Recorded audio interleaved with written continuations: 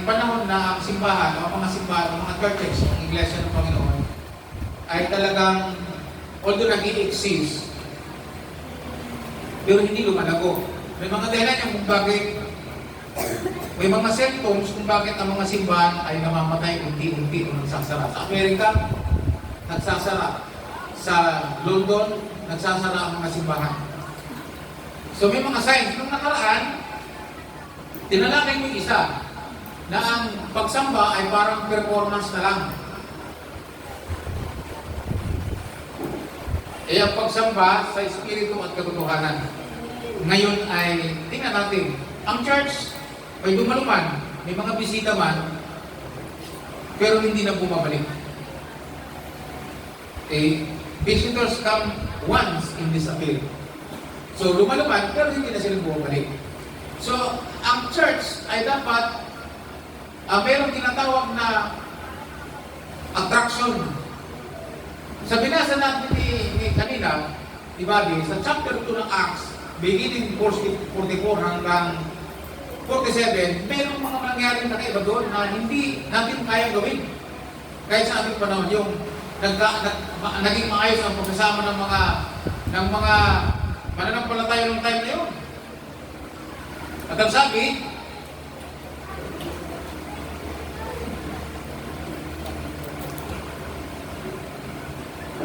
dito ay sa 44, maganda ang pagsasamahan ng mga mananampalataya. Sabi dyan, at ipinag-isa nila ang kanilang mga ari-arian para makabahagi ng lahat. Sabi dito yung kanilang ari-arian ay ginawa nilang common. Pagkatapos, pinagparti-parti. Tapos, abigagan, hindi nila itinuring na iba ang kanilang ari-arian, kundi itinuring nila para sa lahat. So, may mga nawala sa kanila. Maganda ang kanilang samahan bilang pamilya ng Diyos. Pangalawa, nawala po yung espiritu na napuriputan o greediness. Nawala po yun. And then, araw-araw sila nagtitipon. Araw-araw po kanilang pagtitipon. At araw-araw nilang ginagawa po yung paghahati-hati ng tinapay sa kanilang buhay. Yung kainan. Which is, kung tawagin natin yung ating hapag na ginagawa araw-araw. Kung tulad ng ginagawa natin linggo-linggo dito sa church. Tapos, ang sabi dyan, magalak sila. Palagi sila nagpupuri sa Diyos. At ang sabi dito, nagustuhan sila ng lahat ng tao, araw-araw ay dinadagdag sa kanila ng Panginoon ang mga taong kanyang inililigtas. So ang church ay mayroong dapat na makuha ang sekreto tayo, tulad nila noon. So ngayon, pag ang simbahan ay may dumadalo, may bisita at hindi na bumalik, maraming dahilan. Kaya nga po yung mga simbahan ngayon, kaya ang mga pastor ngayon, ay pinag-aaral po ng management. Dapat nga po ang pastor, bago magpastor, ang una niyang kunin ay ang management and administration. Salamat na lang sa Panginoon, sa aking murang edad, na kung tinawag ng Panginoon, ay nasama ko sa Alpha Omega na paaralan ng BMC o sa Santa Mesa, batch 2, at meron pong kurso, meron pong subject na Church Administration and Management. Yung pala dapat talagang unang gawin. Kaya nga, kung gusto mo talagang magpastor, ang unang-unang mo management. So, sa church, kailangan po yun. Ano mga simbahan na yun, para magkaroon ng attraction, para maka-attract po sila sa labas, ang mga ginagawa nila ay inaayos po nila ang environment ng simbahan. Malinis ang simbahan, malinis ang palikuran, ano pa, malinis ang paligid, at sabihin, maayos po yung environment. Isa yan sa mga nakaka-attract. Pag pumasok ka sa mga simbahang malalaki, yung po yung kanilang ginagawa. Bakit nakaka-attract po yung church ni Kituloy? Pag pumunta ka sa simbahan niya sa Davao, ang makikita mo, ang daming bulaklak. At ang mga bulaklak nila, hindi mumurahin. Nanggagaling pa ng Netherlands, yung bulaklak. At ilinalagay po yun doon. Alam mo naman yung mga tao mahilig sa bulaklak. Isa yun sa mga attraction na makikita mo sa loob nila. At ang paligid po nila. Yung parking area. So, yun ang unang ginagawa po ng mga magagaling sa management. Para maka-attract ang kanilang simbahan, ay kailangan maayos ang environment. Sabihin ng sabay-sabay environment. Okay. Inaayos ang environment. Pangalawa, na para maka-attract sila, yung pagpasok ko pa lang, mayroon silang mga host. Sabi natin sabay-sabay, host. Kung tawagin natin sila yung mga sir, sila yung pagpasok ko pa lang, nasa pinto ka na, parang sa Jollibee, hi sir, good morning sir. At bago sila umalis, tamagin sir, hindi, kahit may sakit yun. Kailangan niyang umiti. Mayroong mga taong nagwa-welcome at mayroong nag-aasikaso. Isa yun sa mga ginagawa ko ng mga malalaking simbahan. So para maka-attract, parang welcome na agad sila. Pagpasok pa lang nila, yung parang meron nang nalalagay sa kanilang kaisipan na pwede silang bumalik. Alam mo sa youth camp, pag ang youth camp ay hindi naging maganda ang environment, katulad ng mga naranasan ng mga bata, yung kanilang sariling analysis sa nangyari, sa kanilang pag-i-evaluate, hindi maganda. May sabi niya, ito na yung una at huli kong pagsama sa kampo. Kasi bakit? Hindi siya na-attract. Pero yung mga unang sumama sa camp, dahil maganda po ang nangyari sa camp, buong buo at maganda ang pamamahala, maganda ang report. Kaya nga ito ngayon, mga kapatid, tingnan nyo, yung mga anak nyo, yung ate at kuya, nakasama ng youth camp. Pag uwi, ibinida niya. Kaya yung mga kapatid niya, samang-sama sa camp. Eh yung tatlong pinasama, hindi magandang naranasan sa camp, pagdating sa pagkain, pagdating sa tubig, pagdating sa tulugan. So malayo sa bida. Binida ng mga amin kuya. Kaya sabi ng parents, bakit hindi na pwede pasamay sa sunod camp? Nagugutom yung anak ko, nangayat tuloy. So nakikita nyo, hindi na-attract. Kahit anong bagay dito sa church, kapag hindi na-attract ang mga unang dumalo, never na po silang bumalik. So ngayon, anong sikreto? Ang unang church, ang unang mga alagad, meron po silang common denominator pagdating po sa attraction. Tingnan natin ito, pag pinasa natin ang chapter 2, mula sa chapter 1 at chapter 2, ay makikita natin, wala po silang magandang building. Okay? Wala po silang magandang building. Wala nga po silang sariling building. Nagtitipon lang po sila sa building na kanilang inihiram. Basahin po niyang Bible, upper room na eh. Nasa upper room sila. Nasa ikalawang palapag o pangatlong palapag ng building. Pero hindi nila sarili. Hindi ko lang alam kung kaninong building yun kasi wala nakasulat sa Bible kung kaninong pag-aari yung building na kanilang pinag-iipunan na pwedeng magkasya ang 120 disciples. Naririnig yung mga kapatid. So makikita natin, wala silang ganong building. Wala silang ganong environment na pwedeng mag-attract. Pero, ang sabi sa Bible, araw-araw, dumadami sila. Anong meron sila? At ang sabi dito, yung mga kuripot, hindi na nagkuripot, willing to give. At ang sabi nga dyan, willing silang magbenta ng kanilang ari-arian. Kasama na kung Jose na taga-Cyprus, na pinangalanan ng mga apostol na Bernabe. Dahil sa po yung nagbenta ng kanyang ari-arian, hindi ko alam kung ilang hektarya mo ba, at nung napagbintahan, anong nangyari? Ibinigay sa mga apostol, at yun naman ay sinapchap ng mga apostol ayon sa pangangailangan ng mga alagad. At ano nangyari sa kanila? Nawala sa kanila yung greediness, nawala sa kanila yung pagiging makasarili. At willing po silang mag-sacrifice para lang sa body of Christ. Isa yun sa mga nag-attract. Isa pa doon, ang sabi dito, lagi silang nagtitipon, lagi silang may fellowship. Sa bahay-bahay. At ito, masaklap nga dyan eh. Meron nga dyan, bandang huli, mayroong bumaya dyan, pero namatay. Ang isa pa dyan, hindi mapipili yung simbahan. Hindi ka nga pwede magsinungaling eh. Tapos hindi si Amelia sa Sapira. Di ba? Hindi sila nakapagsinungaling. Ay, ito masakit. Sarili pa nila yung lupa. Nag-decide sila na magbenta sila ng lupa at ibigay. Pero nang nabenta na, naisip pa nilang kumita ng sarili nila. Di ba? Para lang may pagkita sila, kumali, nagbigay sila, pero ang matindi doon, kinukitan din nila. So meron silang in spirit of greediness, hindi pala obra sa Holy Spirit. So nangyari, namatay silang mag-asawa, hindi pati sabay. Nung si Sanyas, automatic yung binalot agad ng tela, libing agad.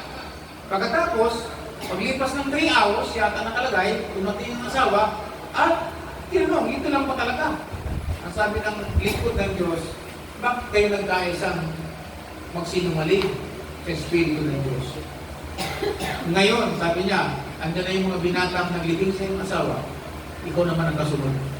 Pagkasabi ni Pedro ng gano'n, ano nangyari kay Sapira? Agad sa lupa, namatay. At linibig agad. Wala mo lang buro lang. So, kaya sabi sa Bible, sabi niya, attractive ang unang iglesia. Hindi dahil sa building, hindi dahil sa magandang environment, hindi dahil magaling ang pamamahala. Araw-araw nagdadagdag sila. Sabi diyan sa verse 47, ang lagi silang nagpupuri sa Panginoon, hindi yung praise and worship. Nakuha niyo mga kapatid, hindi magandang pamamahala ang tunay na atraksyon ng isang iglesia o ng isang simbahan. Hindi magandang building, although kailangan natin ng magandang environment. Hindi rin magandang pagpupuri o praise and worship. Amen po ba? Atin nga, hindi pa perfect, pagpawag pa yan. Sabi nga nila, pag nagkaroon po tayo ng magandang banda, praise and worship, siguro maganda ng tugtugan at sayawan sa Panginoon. Kaya ang mga tao babalik. Hindi rin siya 100% na mag-attract. Pwede ma-attractan yung may mga heart sa music. Pero paano yung walang heart sa music? So ang church ng araw ay araw-araw nagdadagdag. Sabi doon, ano ang kanilang common denominator para ang church mag-increase at tumubo? At yung mga bisita, sabi nga dito sa Bible, ang puri-puri sila ng mga tao. Pero yung ayaw sa kanila, ayaw na nga sa kanila, lagi sila nagtitipon, ayaw sila sumama, pero puri-puri sila ng mga tao, yung church. Anong dahilan? Merong pinakadapat na makuha ng simbahan na mga attract. At ito ay walang iba. Nabasa niyo ba sa Bible? Sa chapter 1, ang sabi ni Jesus, bago siya umakyat sa langit, napansin niyo? Sabi ng anghel, o mga Galilean, verse 8 hanggang 11, ang sabi niya, bakit kayo nakatingala dito? Yung Jesus na nakita niyong bumaba at umakyat, ang muling babalik. At ang sabi ng Panginoon doon sa mga alagad, bago siya umakyat, sabi niya, huwag muna kayong aalis. Sabi niya,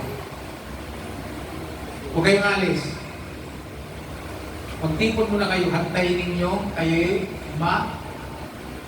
madamitan o dumating ang alin. Ang Espiritu na ipinangako sa inyo upang kayo bautismuhan sa apoy. Para kayo maging saksi ko mula sa Jerusalem, sa Judea, sa Samaria, hanggang sa dulo ng daigdig na pinaaabot ng Panginoon. At sa kanilang pagtitipon na sila ay mahigit 120 tao, kasama na po doon si Maria na nanay ni Jesus. Yung mga Maria Magdalena, Maria ilan ni Santiago, at ang mga apostol, yung 12, 11 na lang, as nagandang si Matias. At pagkatapos, yung mga kapatid ni Jesus sa laman, mayroong pangalang Santiago, mayroong Judas din, mayroong Simon. At may mga babae pa siyang kapatid na kasama doon sa fellowship na yun. So yung pamilya ni Jesus sa laman, nandoon lahat. Amen, naririnig niyo ba ako? Nandoon si Santiago, yung sumulat ng Santiago, dahil apostol na Santiago, pinupunta ng ulo yun ni Herodes. Mayroong Judas, hindi si Judas na napakamatay, na Judas kay Jesus. Yung Judas siya na kapatid ni Jesus sa laman. Kaya kung binasa po ninyo yung mga sulat na yan, ay makikita nyo gano'ng kabagsik silang mangaral. Now, makikita natin ano ang attraction na dapat makuha ng bawat simbahan, ng bawat individual na mananampalataya na pag nagsasama-sama. Ang attraction ay yung tayo madamitan. Yung tayo madamitan, ang church. Sabi mo sa katabi mo, tayo ang church ang tinatukoy. Ang church ay hindi building. Ang church ay mga taong tinubos. Ang mga taong sumampalataya kay Kristo bilang Panginoong tagapagligtas, sila ang tinatawag na church o sa Tagalog na iglesia, na nanggaling sa salitang Grego na eklesia, nang isabihin, tinubos ng Diyos sa pamamagitan ni Kristo. Yung church na yan, yung mga taong yan, tayo ang dapat magkaroon ng atraksyon. Kapansin po ba ninyo, yung mga tao noong nagdadagdag, na-attract mo sila, dumadami sila. At nangyari yan, nung sila'y madamitan ng kapangyarihan ng Diyos. Basahin mo ang magkagawa kasi medyo parang isisilis po natin siya. Kasi ang mga simbahan ngayon, ayaw natin masama doon sa mga simbahan unti-unting namamatay. Hindi nga dumadagdag, nababawasan pa. Amen. Hindi na nga nagdadagdag, nababawasan pa. Ibig sabihin, hindi maganda ang nangyayari. So ang kailangan po natin, walang iba kundi madamitan tayo ng kapangyarihan ng presensya ng banal na Espiritu. Kaya si Jesus, kung sinabi niya, although yung mga alagad ay tumanggap na yun, basahin mo aklat ng Juan, nung si Kristo yung muling nabuhay, nang maraming beses ang nagpakita sa mga alagad.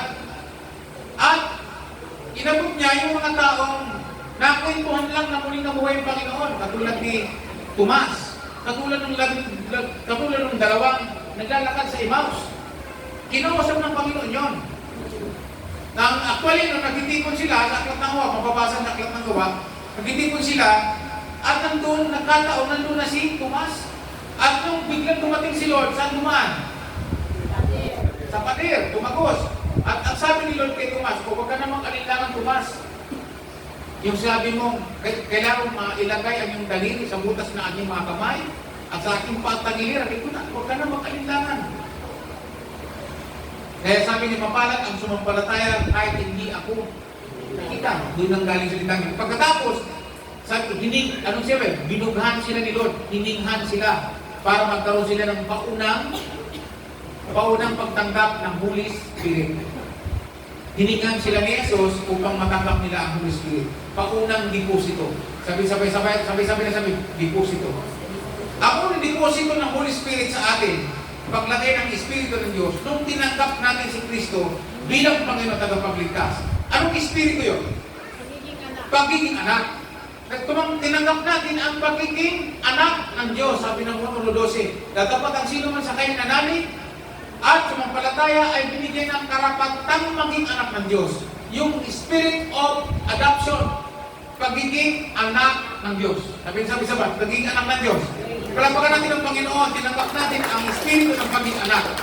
Tapos yung mga alagad, bago umakyat si Jesus sa langit, hiningihan niya ang mga alagad para magkaroon sila ng pangalawang deposito ng Espiritu Santo. At binilinan bago umakyat, huwag kayo munang aalis, hantayin yung mapuspos kayo ng Holy Spirit. Darating siya. At kung binasa natin ang aklat ng Gawa, chapter 1, habang sila nagtitipon, sabi doon, yung mahigit 120 disciples, nakwento ko na kanina, dumating ang Espiritu ng Diyos, ang Holy Spirit, na parang ugong, alam niyo yung ugong? Nakarinig naman kayo ng daluyo, dumarating yung, wala namang ulan, pero may dumarating na rumaragas ang baha. Ha? Dumarating baha. Nakaranas ba kayo? Yung dumarating ang ulo ng baha na rumaragas ang tawag ko ng daluyo, na madaanan mo, masak-masak. Nakakita na ba kayo? Sino nagkaranas ng gano'n? Yung may dumarating na malaking baha. Alam ko nyo anong meron? Malalaman mo yun, ako naranasan ko pa sa Bicol, malalaman mo kapag dumarating ang malaking baha kahit palang ulan, may daluyo. Kasi biglang bumaho. Biglang nangangamoy. Langaw, lahat ng mabaho. Mabaho. Tapos ba't umuulong? Kasi pala, tinutulak na ng baha yung lahat ng mabaho. Mamaya, ikukwento ko sa inyo maya. So, okay, dumarating ang daluyo. May ugong sila narinig na malakas. At ito'y bumagsak sa kanilang kinalalagyan. At ang sabi sa Bible, ito'y nagkahati-hati. At may mga parang bilang apoy na bumagsak sa bawat isa. At silang lahat ay napuspos ng Espiritu Santo at sila'y nagsalita sa mga lingwaheng gawa ng Diyos. Ano yung lingwahe nila? Hindi po yung speaking in tongues na panglangit. ang ibinigay sa kanila ng Diyos na speaking tongues, language. See the word language.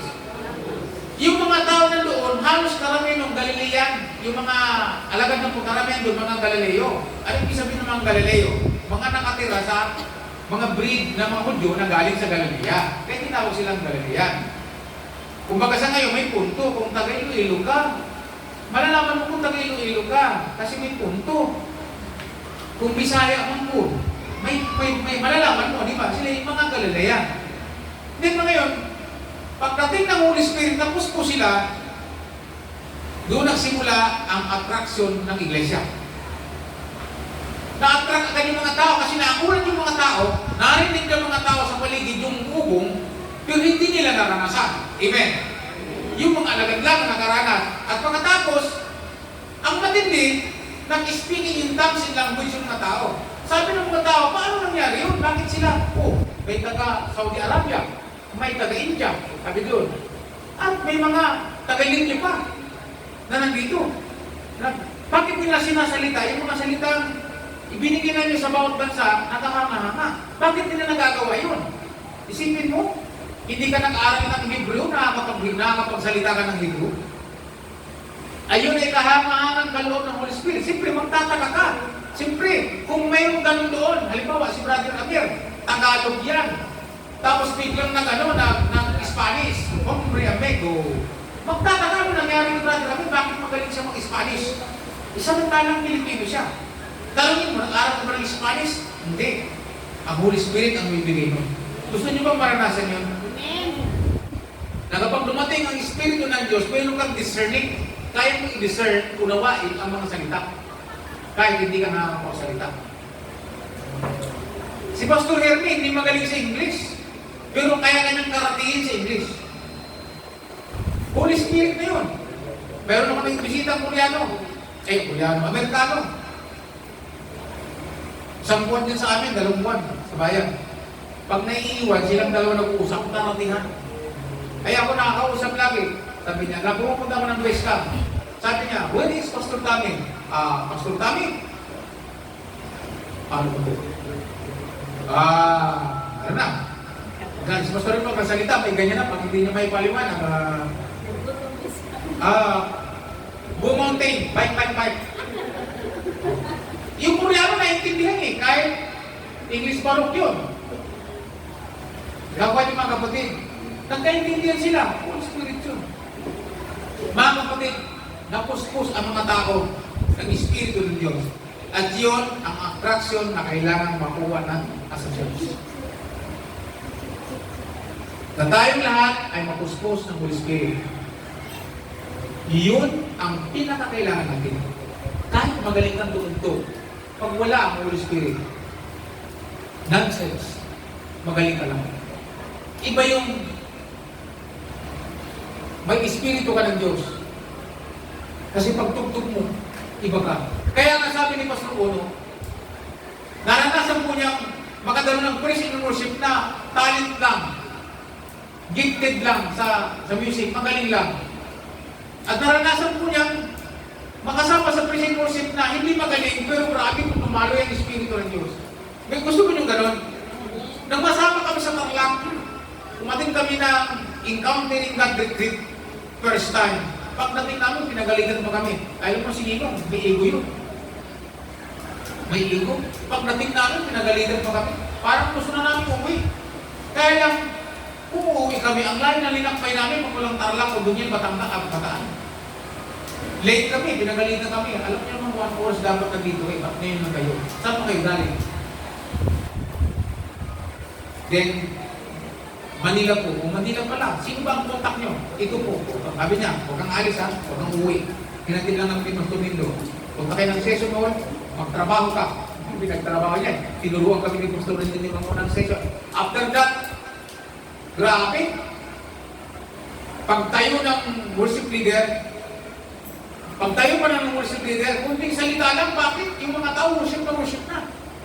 Ha? Hindi mo na kailangan pilitin. Di ba may mga pagsambag? Pipilitin mo natin dito. Araw-araw sila nagpupuli sa Diyos. Sabi dito sa Bible. Yung tipong, taas nyo ang inyong mga kamay. Tatas ang kamay. Ganyan. Tapos sabi, bakit hindi mo itaas ang kamay? May bukol ba ang kilikili mo? Hindi. Doon na lang, grabe, sabi niya, si pastor nakadilat, sabi na, nag-o-observe siya, ano nangyayari? Hanggang sa dumating ang time na mag-impart na ng Holy Spirit si Pastor Frank Santos. Lahat ng pastor na hindi naniniwala sa manifestation ng Holy Spirit, nag-aral ka ng Bible School, come forward. And you will be experience the baptism of the Holy Spirit. Nagulat ako.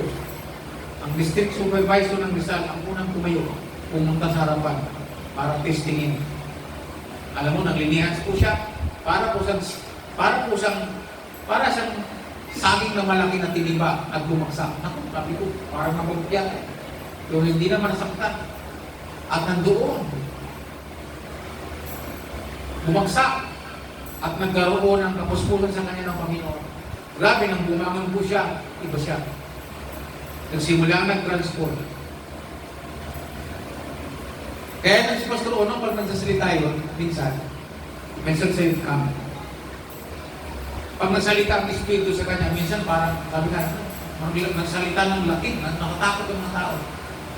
So yung power, mula noon, doon niya naranasan makapagsalita ng ibang wika. So ang isa sa mga common denominator para ang church ma-attract ay walang iba kundi ang pagsama ng Holy Spirit sa church. Kaya yun po natin, naisin natin. Kaya ang church ay hindi attract ang tao kasi simbahan na pinag-uusapan po natin, ang mga may sakit, gumagaling. Yung operation ng Holy Spirit nag-i-exist. Hindi ka makakatago eh. Alam kung ano nangyayari sa ating buhay. Yung church noon. Kaya yung mga tao nung talagang pure ang pagsamba. Kaya mga kapatid, yung mga bago, attract sila. Napansin nyo dito sa Bible, sabi diyan, araw-araw, dinadagdag ng Diyos ang mga naliligtas. Sabi-sabi natin araw-araw. Araw-araw sila nagdagdag. Sa preaching pa lang ni Pedro, unang preaching, ang sabi, first time na mag-preach, 3,000 people. Sa isang araw lang yun. 3,000. Nung sila ay nag-preach sa templo, nagpagaling sila ng lumpo, na 40 anyos na lumpo, 40 years old ng lumpo. Nung pumunta si Pedro at Juan, napuspos ng Holy Spirit, pagpunta, oras ng panalangin, pumunta sila sa templo, at mayroong nanghingi. Wala naman silang pera. Tumingin si Pedro na puspos ng Holy Spirit. Sabi niya, sa salapi, wala kami, pero meron kami ibibigay sa iyo. Sabi niya, meron kami ibibigay sa iyo. Ano sabi? Sa pangalan ni Jesus Cristo ng taga-Nazaret, tumayo ka, lumakad. Hinawakan ang kamay, at ang sabi ng Bible, pinalakas ng Diyos ang bubungan at mga paa ng lalaki, at siya'y naglakad-lakad, at kasama ang naglalakad hanggang roon sa Portico ng Solomon. Hanggang sa ma-recognize ng mga tao na yun ay lumpo. Hanggang siya'y nag-preach na. Hanggang sinabi ni Jesus na yun yung pinako, ang siyang Kristo. Hanggang sa preach na sila ng preach, hanggang sa hinuli. At ang sabi, araw-araw, dumadagdag ang mga sumasampalataya. Alam niyo kung anong mayroong attraction sa simbahan? Miracles. Healing. Pagpapagaling sa mga karamdaman. Yun. Pag binasa po niyo ang chapter 5 ng Gawa, diyan yung makikita, anino lang ni Pedro. Gusto niyo ba yung gano'n tayo? Hindi lang ako, malay mo, isa ka doon sa pwedeng gamitin ni Lord. Ang kailangan lang natin, magkaisa tayo sa panalangin, sa ating mga personal na panalangin, na dumating sa atin ang Holy Spirit. Sundin natin ang sinasabi ng Panginoon na lawag, hintayin ninyo ang Espiritu ng Diyos sa inyong pagkatao.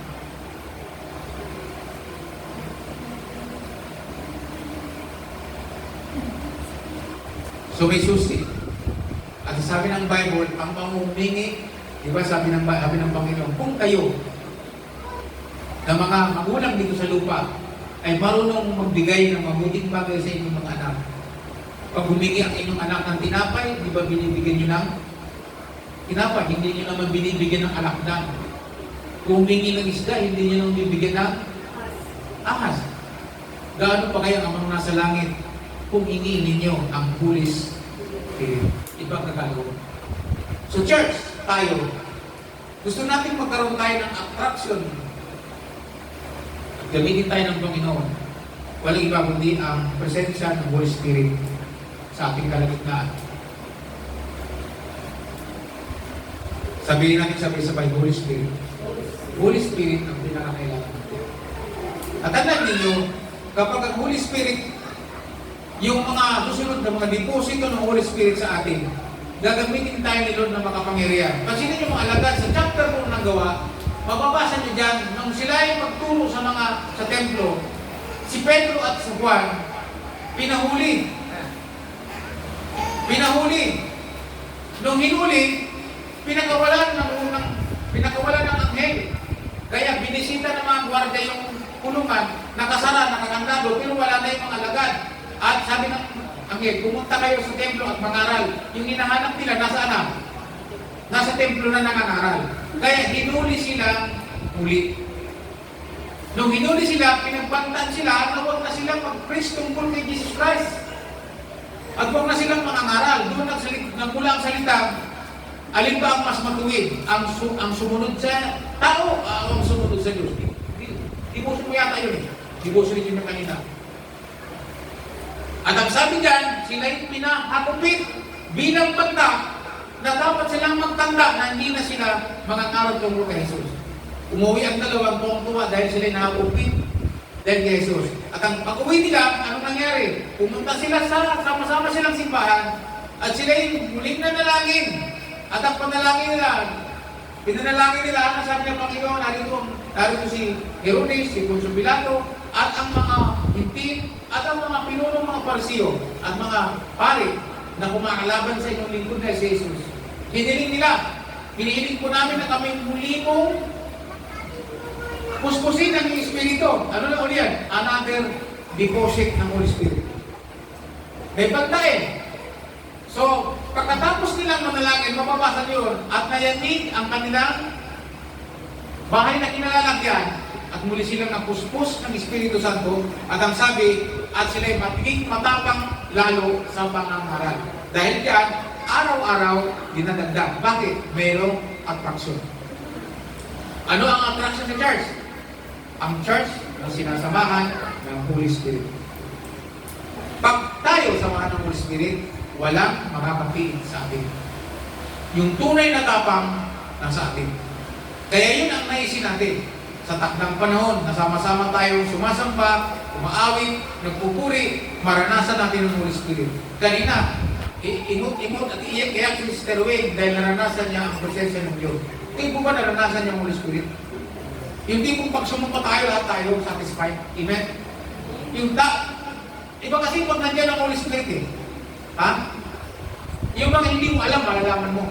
Kasi bakit? Sabi ng Juan, chapter 14, ng verse 16, pagdating ng Espiritu, ang mga aliw, ang magtuturo sa inyo ng lahat ng, siya magpapaliwanag ng lahat ng bagay. So kaya pag lumating sa iyo, sa iyo magsasabi sa iyo, tutulungan ka niya. Maunawaan mo ang lahat ng bagay. Sa iyo mag-i-inspired sa atin. Sabi inspired. Yung parang, gulat na gulat ka, yung Espiritong sumama sa akin, ako'y nakamotor sa Marikina, nung ako'y mabangga ng jeep. Grabe. Iba yun. Nabangga ako ng jeep. Alam mo, paglapat ng jeep, andyan umarakas ang jeep, pagkabalagbag ko sa sasakyan, sa kalsada, alam ko kung durog ako. Magsangkasa talaga ako ng jeep, siguro durog ako. Alam mo kung ano nangyari? Paglapat ng bumper ng jeep sa motor ko, parang jeep, yung motor ko parang nagbinuhat. Kung saan tumigil ang jeep, doon din bumagsak. Nakatayo pa rin ako. Papakita ko sa inyo. Parang ganyan, nandito ng jeep, dito na ako, bumalambog ako sa kalsada. Pagtingin ko, wala naman kasi. So nakasignal light naman ako, ito na sa ngayon, bumubuhin. Pag ganyan ko sa kalsada, at paliko ako, andyan na si jeep, rumarakasa. Pagliko ko, nakita ko yung driver, nakapikit na. Pumikit na lang. Pumikit na lang siya kasi hindi niya na ngayon makontrol.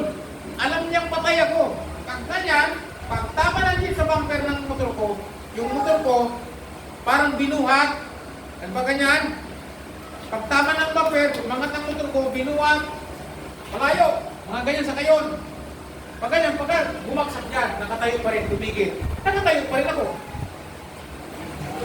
Pag dilat ng driver, nagulat siya, buhay ako, nakatayo pa rin. Hindi siya makapaniwala. Tapos ang ginawa ko, dumiretso na ako, tapos nandun siya, tapos nakatingin na sa akin, traffic na. Ano? Hinipo ko sa sarili ko, wala naman. Wala naman gas-gas ang motor. Sabi ko sa jeep, sige na, alis na. Pero siya, pinagpapawisan. Purihin ang Panginoon, palapakan natin ang Panginoon. First time ko maranasan yun. Doon ko nalala, kapag kasama mo Holy Spirit, ang sabi ng, tapos biglang meron ng paliwanag sa akin, sa susunod, dubli, ingat. Iba ang Holy Spirit pag gumalaw pag kasama mo. Saka, pag mayroong mga hindi maganda, makakarinig ka talaga eh. Ipulang ganyan. So mga kapatid, nasain po natin siya. Hilingin natin sa Panginoon lagi sa ating prayer ang gabay ng Holy Spirit. Sapagkat kung wala siya, hindi pwede maging mananampalataya ka na walang Holy Spirit. Mahirap. Amen? Mahirap. So ang attraction sa atin, ma-attract sa atin ang tao, anong meron sa tao ko?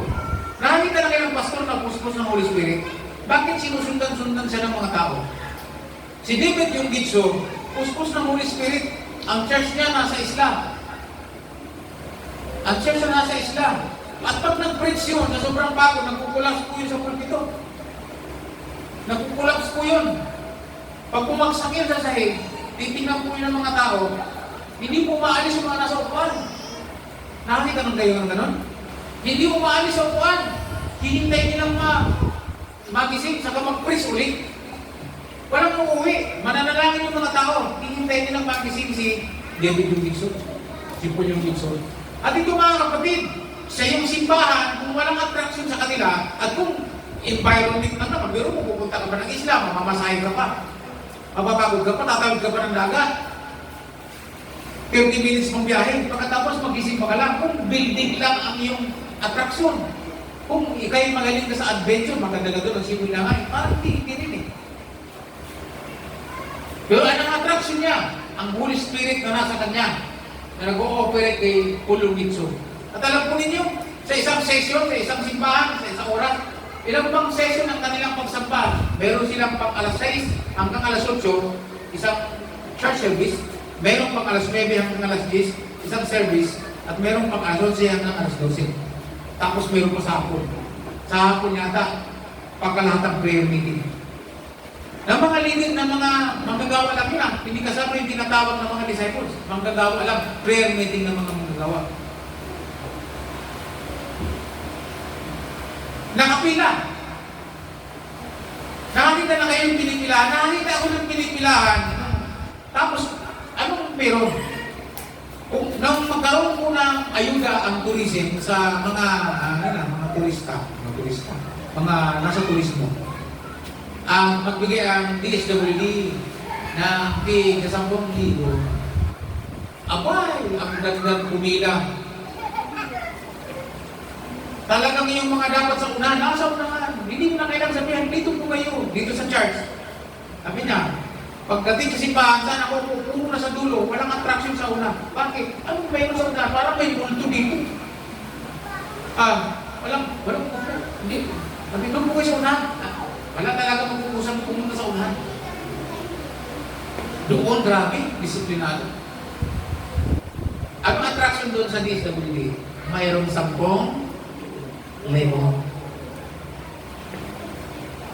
Makagalit pa yun. Pagka hindi mo nilagay dyan. Kapatid,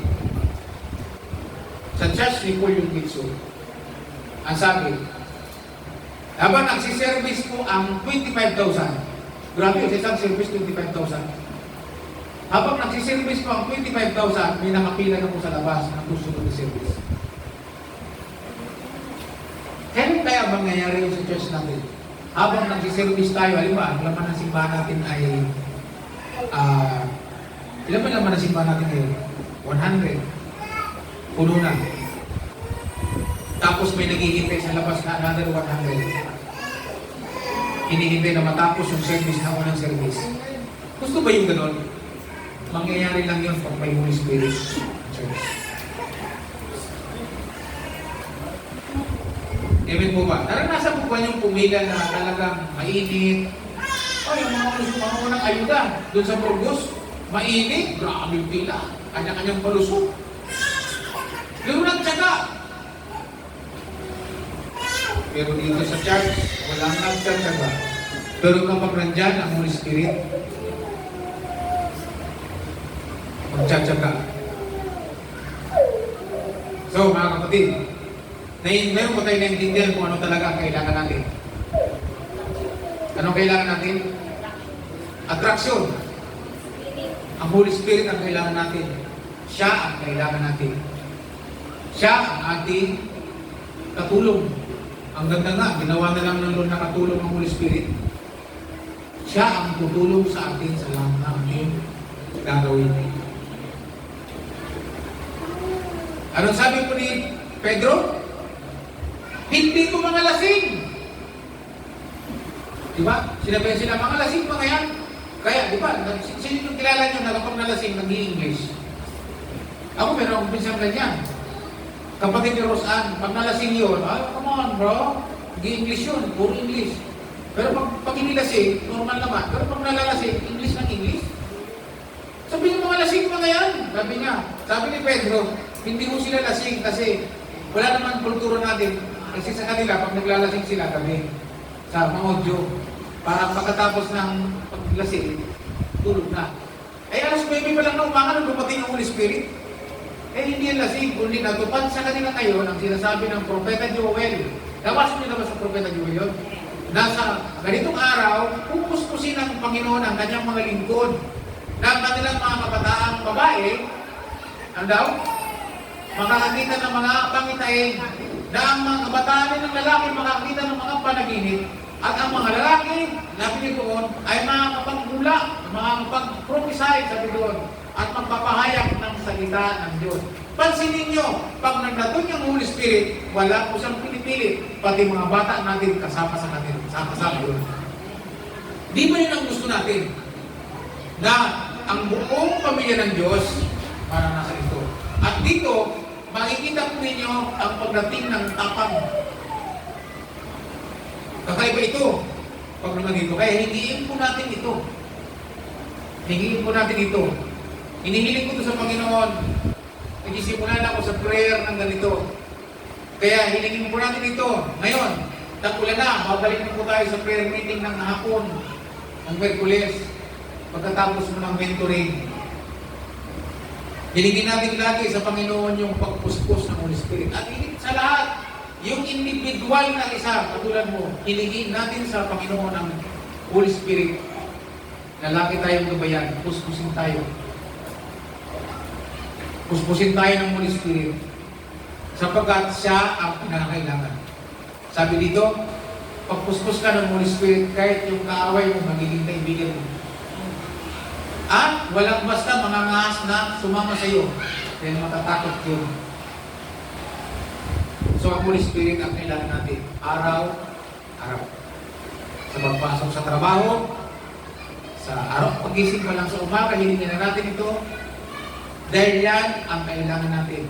So kung ang church natin ay sinasamahan ng Panginoon, ang Holy Spirit, ang presensya ng Holy Spirit, anong mangyayari sa atin? Increase upon increase. Diba? Iniisip ko po yung building natin na itatayo na hindi binigiba itong building natin. Mangyayari po yun pag nag-increase tayo. Paano naman tayo magpapatayo ng building hindi ito nga lang hindi natin mapuno? Hello? So ang kailangan natin para mangyari yun, ang pagsama ng Holy Spirit sa atin. At alam mo, pag sumama na sa atin ang Holy Spirit, magkakaroon tayo ng banal na takot sa Diyos. Ang paggawa ng kasalanan ay mapapatay. Di ba sa camp, tinulo ko yung pagpatay sa kasalanan? Ang kasalanan ay may iwasan. Imagine mo, may gumawa ng nagsinungaling nga lang, di ba, si Agnes ang sa pera, Nakita ng mga tao yun. Kaya sabi doon, nagkahalo, takot, at pagsunod ang ginawa ng mga tao sa Panginoon. Grabe po ang kanilang paggalang sa Diyos.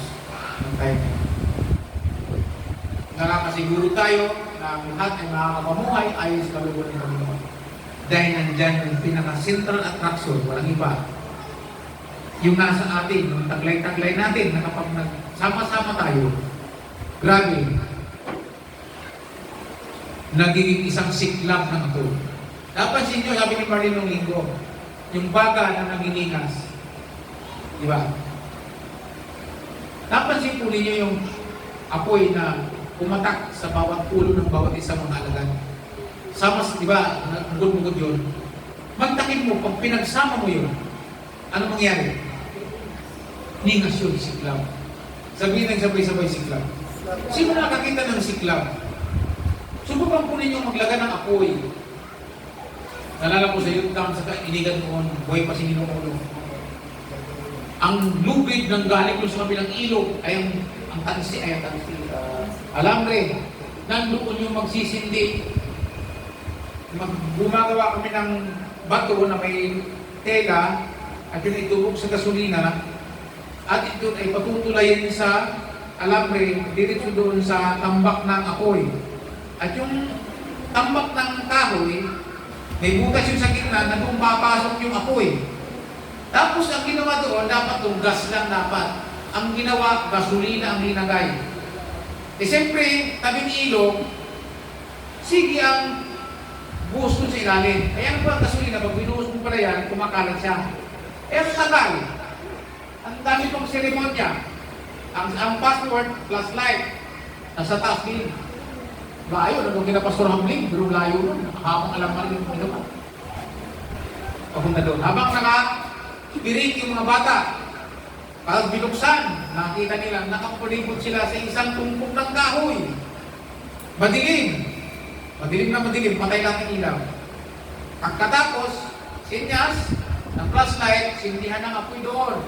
Tapos yung bulang apoy na yun, parang bulalako na babagsak doon. Kaya ang nakikita ng mga kampusigita nila, may bulang apoy na kunwari galing sa langit, bumubulusok, pero hindi nila alam, nakatulay yun sa alambre. Pagpagsak nun doon sa tumpok ng apoy, dahil gasolina, eto nung mga pastor, nakapalipot doon, ay ganyan lang ang lapit, apay nung dumating yung apoy, sumiklab. Nung sumiklab, inaabot sila, pati puwit nila, sunog. Experience po yun. Nadala sila dahil pero mo, yung likod nila nakaapoy. Tuwang-tuwa yung mga batid, yehey! Ang galing! Hindi nila alam kung buhay na yung mga pastor. Ang hindi nila alam, nagpalakpakan yung mga tao dahil yung mga pastor na kapaligid, nagtakbuhan talaga ng iwahiwalay na sinusundan sila ng siklab ng apoy. Nagpalakpakan, sinusundan yung mga bata. Alam mo ba, hindi nila alam na yung mga pastor tumatakas na sa apoy kasi masusunog na sila. So anong nangyari? Siklab. Alam niyo yung individual sa atin, kapag mayroong Holy Spirit at nagsama, magliliyag. Kaya mahalaga pala ang fellowship. Sabi dito sa Bible, araw-araw sila nagpa-fellowship. Para saan? Para sa siklab. So meron kayo natutunan ngayon. Kung kailangan natin ng Holy Spirit, kailangan natin lagi nagtitipon para sa siklab, para lalo tayong mag-apoy. Nakukuha nyo ngayon mga kapatid. O kaya ngayon, kung may fellowship, saan ang fellowship? Dapat ang ano natin, iba ng, hindi na fellowship ng tawag natin. Alasak ng fellowship, baguhin na natin. Di ba uso ngayon mga campers? Magkikon tayo. Magpasiklab tayo. Dingas. Di ba pag magkasayang ka, ano sabi? Magpalingas ka na. Sabi niya, punta tayo doon kina Sister Wayne. Ano gagawin? Magpapalingas tayo. Kasi, para mayroong siklab. Ang dami natin pwedeng gamitin sa fellowship. Alab, siklab, ano pa? Ningas. Ano ba? Marami. Para lang tayo mag-apoy. So yung fellowship sa bahay-bahay, maganda pala siya. Para sa siklab. Ganun ka-importante ang fellowship sa bahay-bahay.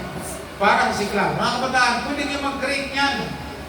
Para mayroon kayong ibang barkada, nakikutulungan sa camp, pag hindi nagbago ang iyong community, ang iyong galing ka sa camp, nakakilala sa Panginoon, at ang iyong community pa rin ay yung mga lumang barkada na wala sa Panginoon, yung ningas ng apoy ng Holy Spirit sa iyo, papatayin nila yun. Sila ang extinguisher ng kalaban. Ano yung extinguisher? Yung nakatanda sa gilid ng pader na pangpatayin na konsumo. Kaya anong dapat gawin? Mag-create ka ng community, sumama ka sa community na kung saan yung unang deposito ng Holy Spirit na nakuha mo sa camp, madagdagan. Sabi na sabay-sabay deposito. Yung deposito ng Holy Spirit, basahin sa Bible, hindi siya agad na automatic mo napusbustan, hindi mo na kaya muli. Meron. Lalo pag mga bantang-banta, ang Holy Spirit, lalo niyang ini-increase yung daloy ng Holy Spirit sa atin. Nakuha niyo mga kapatid, huwag tayong makontento kasi may pangangailangan tayong araw-araw. Merong fresh, ang tawag ka ng mga pastor, merong fresh, merong sariwa, merong fresh anointing na darating, na tutulong sa atin. Ang Holy Spirit yun para magawa natin ang pinagagawa ng Diyos. Amen ba? There's fresh anointing na kailangan natin. Sa mga marunong manalangin at marunong mag-fasting, doon gahingiin ninyo sa Panginoon. Ako, matagal akong hindi nag-fasting. So ngayon, pinagpapray ko, Lord, fasting po ako sa araw, sa gabi nila akong kakain. So magandang nangyayari.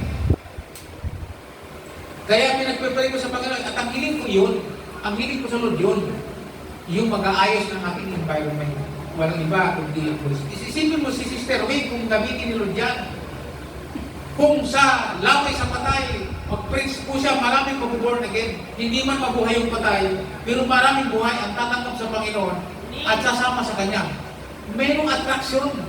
Hindi man siya aral sa Bible school. Pero kung magsalita, may nag-born again.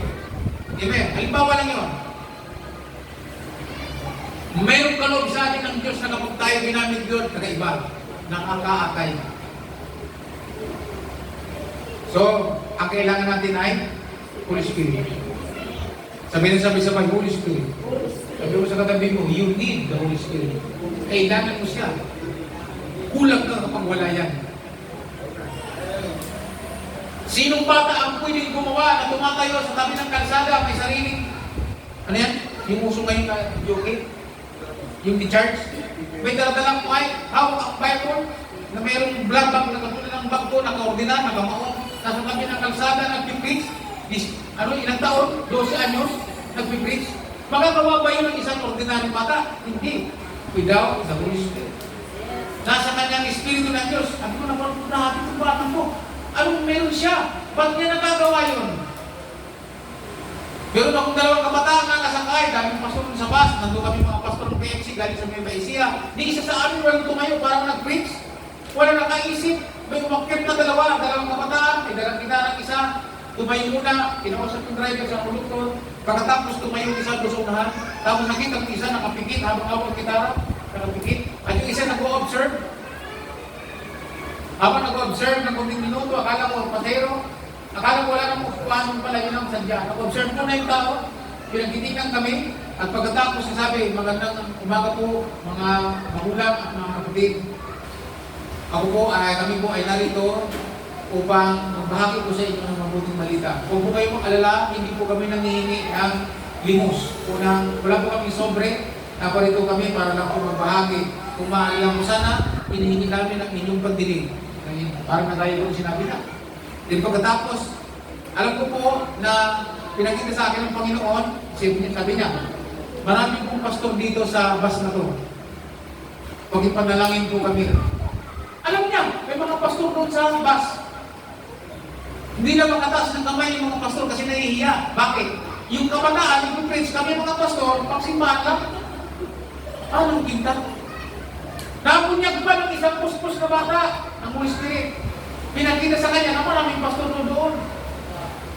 Kaya pala tinignan niya muna, parang sinasabi sa kanya ng Holy Spirit, maraming pastor ako dito. Sabi niya. So sabihin mo siguro. Kaya, nag-preach po siya. Pagkatapos, pwede po pakitaas ang mga kamay ng gusto tumanggap kay Jesus. Nakita ko ng taasan ng kamay. mayroon siyang anointing. Tapos nag-pray po siya ng pagtanggap. At yung po mga tumanggap, hindi ko po kilala, sabi niya po, niyan po sa mga tabi po nyo, may mga pastor po dyan. Pakitasin nga po ng kamay ng mga pastor, taas ng mga pastor. Ayan po, pakibigay po ay inyong number, baka sakaling malapit kami ng bahay o simbahan sa kanila, doon po kayo makipag-communicate. Ang ganda ng transition, magagawa ba yun na hindi puspos? Grabe. Mga kapatid, napakahalaga, makuha natin ang kapuspusan ng Holy Spirit sa atin. So walang iba, kundi para gusto natin mag-attract sa iba. Gusto natin ma-attract ang tao ng mga tao. Na tayo igagalang, walang papasto sa ating simbahan. Amen. Walang papasto sa ating samahan. Walang magagawa yun. Kung mayroon man magparatang, katulad ng mga alagad yung sa'yo, mga miyan, mga lasing yan, pwede ganun. Pero yung lumabas tangan, wala. Sa'yo matatakot sila. Alam mo bakit? Pag nandyan ang presensya ng Holy Spirit sa atin. Kung ikaw'y puspos ng Holy Spirit bawat isa sa atin, mayroong mga deposito ng Holy Spirit sa bawat isa sa atin, pag pinagsama ko yan, mag-aapoy ko ang bahay sa mga ito. Naalala ko ang Burgos, ang Glory to Jesus ng bago, nung mapuspos ng Holy Spirit, Pastor John Belisario, at ang mga tao na puspos ng Holy Spirit, yung kanilang bahay sa na kubo, yung bahay sa sa kapilang ilog, natatanaw po ng mga tao na susulog. Kaya nagtawag ng bumbero, first time po yan sa history. Nagtawag ng bumbero, sabi nasusunog po yung bahay doon. Pagdating nila, hindi naman nasusunog sa apoy. Hindi, nasusunog po yung kanina, nag-aapoy po yung kanina. Nakita ng mga tao. Doon nila na-realize na yung Holy Spirit nagliyam sa kanilang nakalagitnaan. Nakakapagtaka. Isang bahay na nasusunog, pero hindi natutupok. Nakita ng mga tao. Akala ko si Moses lang mayroong ganyan. Nung punta si Moses at ang pakita niyo sa kanya, ang Espiritu na niyo sa pamamagitan ng apoy na nagliliwanag sa isang maliit na puno, yung burning bush. Nagtaka si Moses, nagliliyab, pero hindi nasusunog, nakaiba. At bigla nagsabi ang tinig, ang Holy Spirit, ang God the Father, at ang sabi, nandun ang Panginoong Jesus. Ang sabi, Moses, alisin mo ang sandalyas mo, sapagkat nakatampa ka sa banal na lugar. I am the God of Abraham, Isaac, and Jacob. Ang pinaparito upang ikay puspusin ang aking presensya at upang subuin ka sa Ehipto upang ang taong bayan ko ay alisin sa pagkailip. So ang dahilan kung bakit tayo pupuspusin ng Holy Spirit ay para sa ministeryo ng pagpapalaya sa mga tao mula sa kasalanan at para madala sila sa kalayaan na kay Yesu Cristo. Yan, kung bakit pupuspusin tayo ng Holy Spirit para sa pagpapagaling ng may sakit, para i-confirm na tayo makalingkod ng Diyos. Kung bakit kailangan natin mga pag-prophesy, magsabi ng mga parating na bagay sa isang tao, upang makita yon, para makita tayo makalingkod ng Diyos at tayo tuloy na makalingkod ng Diyos. Bakit pupuspusin tayo ng Holy Spirit para makagawa ng mga kapagpalaghan tanda, ay para ang tao maniwala na ang Diyos natin sinasamba ay tunay at totoo si Jesus. Mga kapatid, yan dahilan kung bakit kailangan natin ito. Sapagkat ang Holy Spirit lamang kailangan natin para ang church na ito ay magkaroon ng attraction. Hindi lang sa lugar natin, hindi lamang sa individual na tao, even sa gobyerno.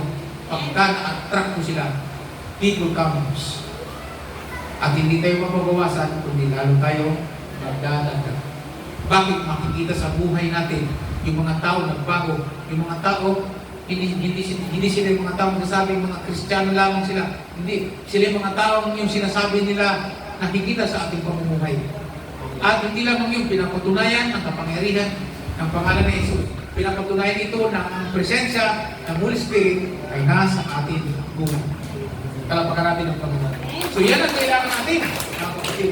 Kung mayroon man, yan ang kailangan natin. Hallelujah. At dahil dyan, makikita po ninyo, totoo ang mangyayari sa atin, ang pag-ibig ng Panginoon ay nasa ating kalagitnaan. Iba, dumating ang Holy Spirit sa ating buhay. So congratulations. Meron ka ng deposito. Nung tinaga mo si Lord, meron ng deposito si Lord sa iyo. Amen. Di po ba, pag nasa bangko ka, ang first deposit mo, kung meron ng savings, yung paunang savings para makabuo ka ng account. Sabi mo sa katabi mo, may account ka na. Diba? Sino na may account kay Lord? Tumanggap na kay Lord? Meron na kayo account. Okay. Tapos, para makaipon ka, mayroong first, may second, deposit. Para yung mga alagad, hininghan. Pangalawa, matitindi na. Malaki-laki na. So mga kapatid, ganyan din naman sa ating buhay. Kailangan, As long na nagpapadeposit tayo sa Holy Spirit, lalong nag-increase. Yung may mga kaloob sa pagpapagaling, pwede yung hilingan sa Holy Spirit, Lord, I need another deposit ng Holy Spirit para po ako makapagpagaling ng may karamdaman sa pangalan ni Jesus. Pwede mo bang hingin yun? Yung may kaloob na gumawa ng himala, tanda, na kahit patayin muling na buhay, kung meron kang ganyan, pwede mo hingin kay Lord, nung una binigyan mo ng unang deposito, ay lang mo po ngayon, Holy Spirit, ang kasunod na deposito para sa ganung ministry. Amen. Ngayon, pagka ikay nag-ministry, nakakita ng patay, pinanalangin ng kabuhay, ma-attract sila, hindi. Ma-attract, may susunod-sunod sa iyo. Kasi bakit? Mayroong kakaiba sa taong ito na wala sa iba. Hindi ito nang-aral, pero aral ng salita ng Diyos at may kapangyarihan ang pangalan sa kanyang buhay. Amen? Iyan ang sinusundan ng tao sa church. Amen? So, yun po yung panalangin natin. Ngayon, ang ating ngayon, preaching para sa request natin sa Diyos, individual. Di ba? Sino yung marunong kumanta? Marunong kumanta. Yung pag kumanta ka, iba ka sa normal na kumakanta. Hello? Si Maurice Rulo, ibang klaseng preacher. Pag nag-start na po siya mag-preach, iyon na nakita kong preacher na kahit paghulog ka ng karayo, maririnig mo.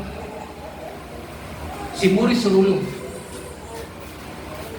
Anointed siya ng Panginoon, ng Holy Spirit.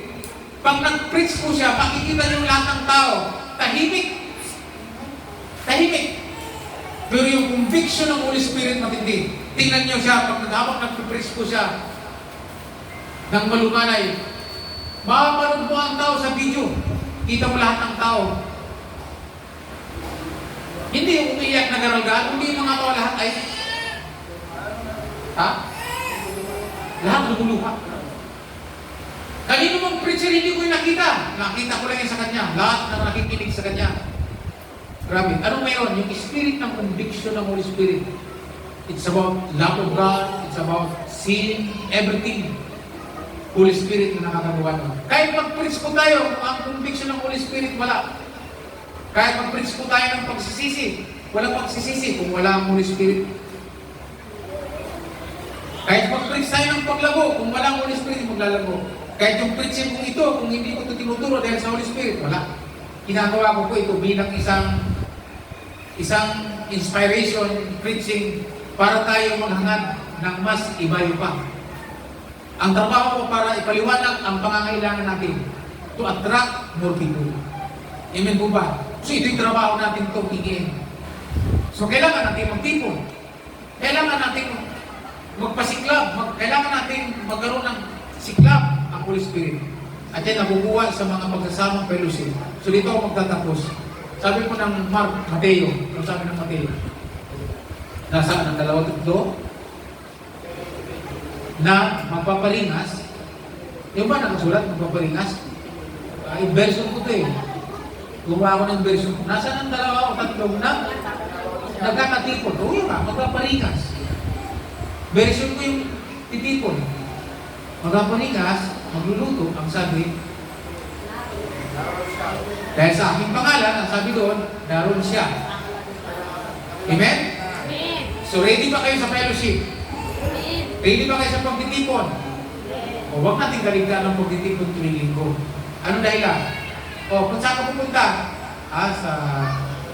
Sa church? Magpaparingas? Ano ba ang karanasan natin? Saan ka pupunta? Sa church, magsisimba. Baguhin na natin yun. Kasi yung pagsisimba parang traditional na. Okay, huwag na natin sabihin yung magsisimba. Nakasanayan ng pastor eh. Kakamot ko lang siya. Baguhin na natin yung lingwahe. Yung lingwahe natin, saan pupunta? Sa church. Magpapasiklab, o kaya magpaparingas. O kaya, magpapaakoy.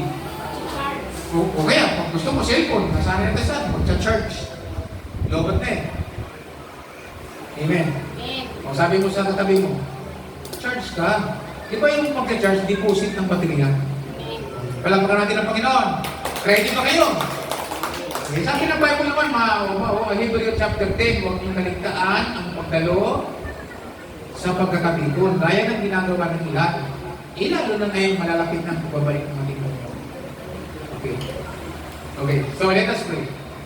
Let us pray. Our Father, this morning, Lord, pagpapasalamat kami sa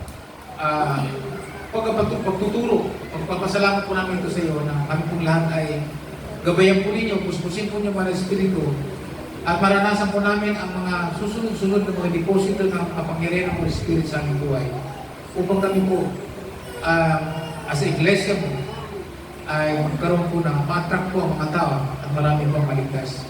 Kaya po dalangin ko po, pagpalain po kami na maranasan po namin ito at dinadalangin po namin yan sa pagsunod namin sa salita na saan ang mga taong gumagawa ng pagpaparingas o pagtitipon o fellowship ay nandun po kayo. Tulungan nyo lamang kami na bigyan kami ng pangunawa sa lahat aming ginagawa upang magawa po namin ang ayon sa narapat ang maluluyo sa inyo. Sa ngalan ng Panginoong Jesus. Amen. Pagpakan natin ang Panginoon. Hallelujah. Hallelujah. Excited po ako rito. Yung okay na siya. Patipatay mo lang, Jesus.